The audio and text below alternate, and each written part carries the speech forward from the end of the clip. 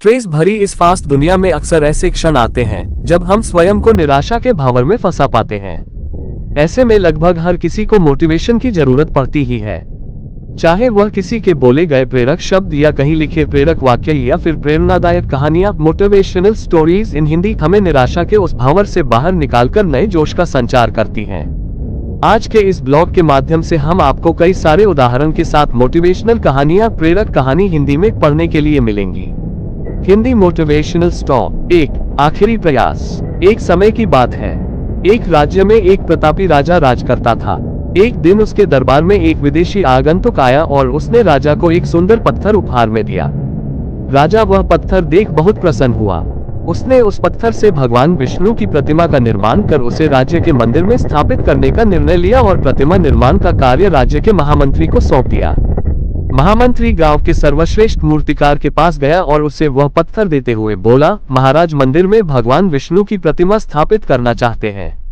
7 दिवस के भीतर इस पत्थर से भगवान विष्णु की प्रतिमा तैयार कर राजमहल पहुंचा देना। इसके लिए तुम्हें 50 स्वर्ण मुद्राएं दी जाएंगी। 50 स्वर्ण मुद्राओं की बात सुनकर मूर्तिकार खुश हो गया और महामंत्री के जाने के उपरांत प्रतिमा का निर्माण कार्य प्रारंभ करने के उद्देश्य से अपने औजार निकाल लिए। अपने औजारों में से उसने एक हथौड़ा लिया और पत्थर तोड़ने के लिए उस पर हथौड़े से वार करने लगा, किंतु पत्थर जस का तस रहा। मूर्तिकार ने हथौड़े के कई वार पत्थर पर किए, किंतु पत्थर नहीं टूटा। 50 बार प्रयास करने के उपरांत मूर्तिकार ने अंतिम बार प्रयास करने के उद्देश्य से हथौड़ा उठाया, किंतु ये सोचकर हथौड़े पर प्रहार करने के पूर्व ही उसने हाथ खींच लिया कि जब 50 बार वार करने से पत्थर नहीं टूटा तो अब क्या टूटेगा। वह पत्थर लेकर वापस महामंत्री के पास गया और उसे यह कह वापस कर आया कि इस पत्थर को तोड़ना नामुमकिन है, इसलिए इससे भगवान विष्णु की प्रतिमा नहीं बन सकती।